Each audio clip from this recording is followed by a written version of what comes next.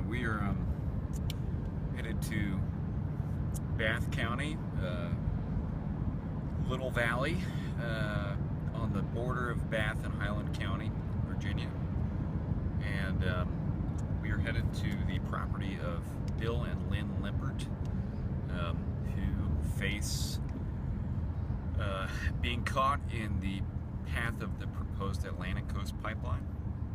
And they live in some pretty, I guess you would say, extreme terrain that is extremely rural and tucked up against some pretty steep mountains.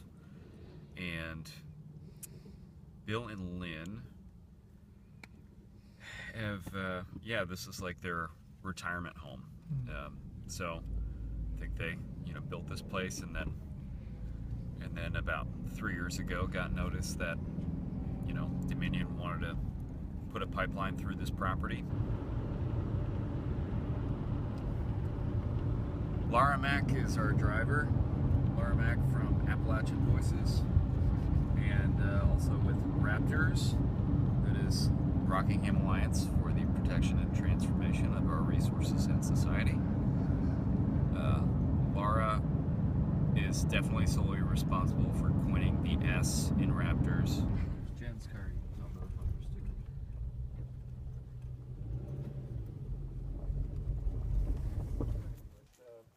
Hey, Josh. Hello.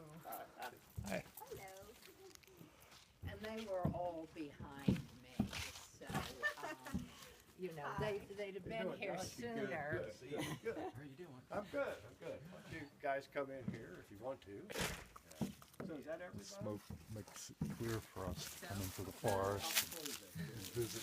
I think we're actually, Up this way, out steep, so we'll just take our time here. But we don't need to worry about that because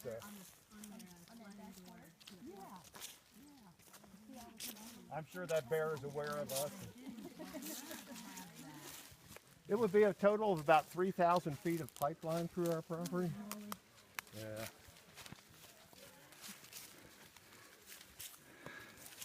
Yeah, we always try to say proposed pipeline. Right. It's getting closer and closer, and I think the chances of stopping it are a lot slimmer, but you never know. So we'll keep fighting it. I'm still hoping for a Hail Mary from the It could happen. water board. Yeah. So I'm sure this was all pasture 30, 40 years ago. It's mostly growing up in locust. A little bit of cherry in there too. And a few hickory coming in. But over in here is a lot of the old growth. In fact, the Virginia Department of Conservation and Recreation Natural Heritage Program has said that some of this forest up in here they think is likely never been cut. Virgin forest, which is extremely rare. So the first time we came to look at the property with Ryan Hodges, we got to about this point and we looked down in there and said, wow, we really like it. and he said what? We said, wow. Oh, okay. We were looking for property with mature forest. Uh-huh. And we looked about 2 years before we finally found this. I think that's a big bear dropping. Well, not that big. Okay. Yeah. Bill, we have one pile that was in the driveway. I have photographs of it. From here, we call this Hanging Rock Ridge. Basically, the property is a series of ridges that comes off of Jack Mountain, the big mountain just to our east. And it tops out right here at about 3,600 feet at the top. And a series of ridges and hollows makes up the majority of the property. So we call this Hanging Rock Ridge because about halfway up between here and the top of the ridge, there's a big off-balance rock that looks like it's going to go at any minute, and we call this Cathedral Hollow because of the high canopy of the trees and the openness between the trees, Right. which is kind of surprising. Yeah, it is. That is so beautiful. Always sounds like a bear, doesn't it? Yeah, they do. They scare you this time of year. So we'll go down this this slope here and go across the hollow. I love looking at the forest floor this time of year too. So this is a case of eminent domain in your case? Yeah, we're not going to sign any kind of easement agreement with the pipeline company. They're going to have to take us to court. They'll get it, but we want to make them go through the extra steps. But the latest thing I heard from Dominion, if you can believe them, and you can't, was that 70% of landowners along the line had signed easement agreements. I was going to ask you, That's what still about 30% that haven't. And if it's That's 2,600 total properties, that's maybe 750 property owners have not agreed to hand over their property, so they'd have to take them to court. Okay, thank you.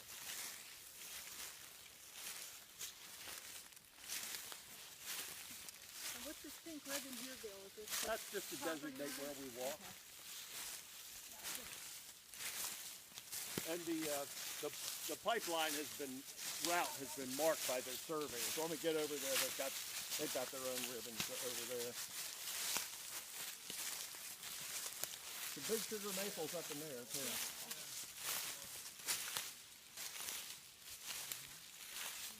But yeah, we do have water running in here occasionally, most all winter long. Are there springs all over the side of? Yeah, there's about 8 springs close to the pipeline through our property. And when Dominion submitted plans to DEQ, they showed no springs, including our neighbor's drinking water spring. It's a couple hundred feet from the pipeline. They showed no streams at all. And well, this is a stream. There's a stream on the other side of the proposed pipeline. And it was for a water quality certification, and they're not showing any water. So we figure if there's no water, how could they pollute, the water? Bill, have you sent any letters to the State Water Control Board members yet? Yeah. I figured as much. Yeah. For folks- And I complained big time about the bad plans. yeah. They were totally fraudulent as far as I'm concerned. I'm Yeah. familiar with construction plans, and this was just a whitewash of what's actually out here. Really. They disallow this stream because it doesn't run all year long. They can't do that. They can't do that. Actually, this waterway here, and you can see a little bit of water right there. Down in here. And the one on the other side of this ridge that we're going to walk down, both lose water into the ground. So we're in karst area here with limestone soils and streams that disappear underground, and then they pop up in somebody's well or our neighbor's spring, drinking water spring. There's no public water out here at all. It's 15 miles away down in Warm Springs is about the closest. So if folks lose their water from the pipeline construction, and that could happen, they have no recourse other than to sue Dominion. Dominion has said in karst areas that they would be responsible for any loss or pollution to water springs or wells within 500 feet of the construction zone. But we know that pollution in karst areas can travel miles and miles, so 7 miles, 6 miles. So somebody 6 miles away could have their water polluted, and somebody 600 feet away, like our well is 600 feet from the pipeline, or maybe 700 feet. If we lost all water, they wouldn't be liable. We would have to take them to court. So this is karst area here. We're sure of it. We've had experts do dye traces. In other words, up in the upper part of the valley, they put dye in the water, non-toxic, and it showed up in a spring 1.5 miles down the valley. Underground, it traveled. And Dominion's karst expert has been out here during the karst survey. That inspector saw these streams sinking into the ground, but Dominion tells us we still have not verified if you have karst on your property. And we've written to them numerous times, and they are not writing back or not explaining. We had a Pam Dodds, a PhD hydrogeologist, come out here over the summer, and she actually did an acid test on some of the rock in the streams here, some of the bedrock in the streams, and it's a 10% hydrochloric acid, maybe also called muriatic acid. And if you put it on a limestone rock, which is karst, it fizzes, and she found that right in these streams here. So I've asked Dominion, did your person do the acid test? And they're not letting us know. So it's been very difficult dealing with Dominion. They're very transparent then. Oh, they're hiding everything because they got a lot to hide, I think. So anyhow, we can continue on here, because after a drought period or a period of dryness, you'll get a really big rain, and you're not getting any runoff. The water's going into the ground. Then after a period of time, as the underground voids fill up, then you start getting surface runoff again. Here. Path of the pipeline right down what we call Miracle Ridge. And we're not real religious people, but we're spiritual. And we named it Miracle Ridge because of the big trees and the spiritual feeling when we get when we walk through here.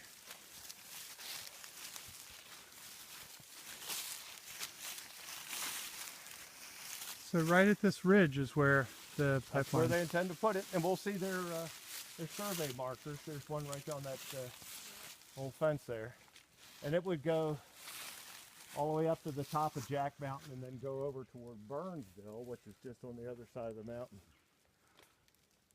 Burnsville's closer than Bowler to us, but it takes 40 minutes to drive there. You can almost walk there faster. So will this ridge be like cut off? Yeah. Because it's not a very wide ridge. It's not. As I said, Dominion's submittal to DEQ showed this as a wide, flat rise coming off the top of the mountain. But yeah, the construction plans call for creating, in real steep slopes like this, a 150-foot flat area. So to flatten this off, they would have to excavate 25 feet down to get it flat. Then they'd have to dig another 10-foot trench to put the pipeline into that. So we found, and we'll show you, that bedrock is only 2 feet below the surface. So they would have to blast extensively for 3,000 feet through our property, 30 feet deep, to get the pipeline in place. So we said, well, you can't put all the material that you excavate from here to make this flat. Where are you going to put that? And they said, the surveyor said, and the plans show, we'll put it on this slope here, and we'll have some silt fence in place, and that'll keep it from washing down into the stream down there. And by the way, that's a sinking stream as well, or what's called a losing stream, in that some of the water goes underground. In real heavy flows, some of the water continues. So a losing stream, you have water that's disappearing, but you still have a channel downstream. A sinking stream, you don't have a channel. It just goes into the ground. And there's sinking streams further up in Little Valley here, apparently. But these are what are called losing streams. I don't know if you know that David Paler, the chief of DEQ, was given a fully funded trip to the Masters tournament 3 or 4 years ago by Dominion. $20,000. The main pipeline developer. And there's no way that this project could proceed without massive water quality violations all the time. Right. Not only polluting the streams and rivers now, but permanently.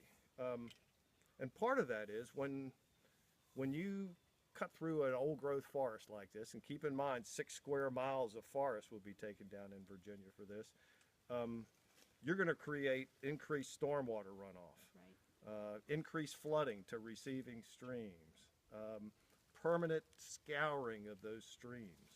And I've seen it happen before. I used to be a construction inspector for the Maryland Department of Environment, and what I've seen in the past is that a lot of sediment runs off a construction site. It fills in a stream channel, and it reduces the carrying capacity of that stream to take floodwaters from future heavy rains, and so it solidifies. It can become real hard. Then you get the next big rain, and you have increased overbank flooding. So floodplains increase in size, more damage, and even the overbank flooding causes more sediment to go down. It's like a never-ending process. But besides just the quantity of runoff, when you take down the forest like this, you're going to have thermal or temperature impacts to the receiving streams too. Dominion has recently stated, in opposition to what DEQ told me, that when you have exposed bedrock or a lot of bedrock, they're not going to revegetate. They're going to cover it with crushed stone. So when you have a 150-foot wide, 3,000-foot long, as we went on our property, area of crushed stone, the middle of the summer, that's going to be really hot. The water's going to hit that and run off really hot down into Little Valley Run here, which is a natural brook trout stream, as are many of the streams out here in Western Virginia. Best water quality in all of Virginia, here in Western Virginia. It could easily knock out brook trout forever. Right. Here. Which is And something other that they've been species. working on to bring back. Exactly. Yeah. Right. There's all these organizations that have put all this money to bring back trout, and now we're going to ruin their habitat again. But can you just go over that again, that they're going to bring this ridge down, flatten it, and then cover it with gravel? That's what they're saying, yeah. Their construction practices show, and it's in the environmental impact statement, there's a little diagram showing that they need a 125-foot flat work area for safety of their workers. In steep slopes, they need 150 foot. They don't specify what's steep and what's not, but this is really steep. So they would have to flatten this ridge to 150 feet flat, which would mean if you go out 75 feet on each side here, you're 50 feet down on that side and 30 feet down on that side at least. And then the question is, with all that material that they've excavated, they've got to put that somewhere. So they'd have to put it, they told us they'd put it here. And of course it would all collapse down into the hollow there. And the same would happen over here. It would be loose material, non-compact material. And whenever you place fill on a slope, the slope gets even steeper. So this slope here, we measured the whole thing up and down the 3,000 feet. This averages 66% on this side, which means 6.6 feet down for every 10 feet horizontal. In many areas, including I think here, this is more like a 78% slope. The slope on this side averaged 39% for the whole 3,000 feet, with a maximum of 58% further up the mountain. The slope itself here goes to about 58%, a couple of hundred feet up the mountain there, and averages 46% for over 1,000 feet. So not only is the slope really steep, but the side slopes are even steeper. So this is a terrible place to try to put the pipeline. But we kind of think that maybe Dominion's locked into this now, and they don't want to spend money on surveying elsewhere. We don't want to move the pipeline onto somebody else. Where That's would for they sure. get all that gravel? Blast Stone Mountain, Georgia, and truck it up? I don't know. Or the blasting that they'll do here? Well, I That's mean, probably that's, it. yeah, I That's mean, probably that's, it. This would be a pile of rock rubble at the end, no question about it.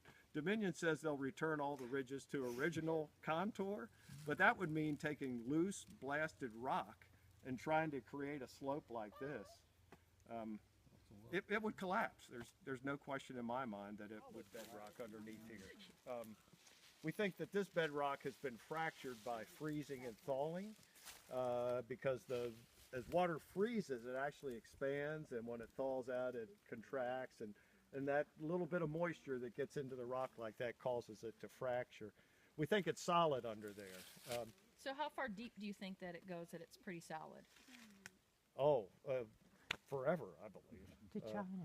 Yeah, it's China or back. Well, I guess it turns into molten iron in the center of the earth, or Somewhere nickel, in or there. something. Or no, I like meant that. like from the surface. How? Oh, I think you go 2 feet below the surface and you're in the solid rock here.